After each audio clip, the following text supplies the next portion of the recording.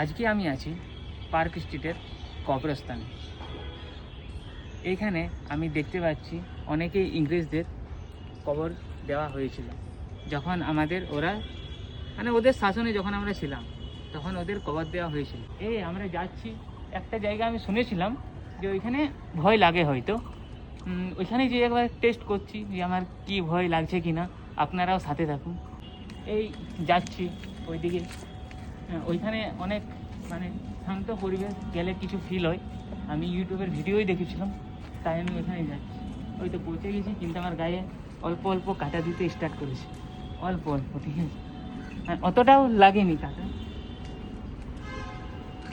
পৌঁছে যাচ্ছি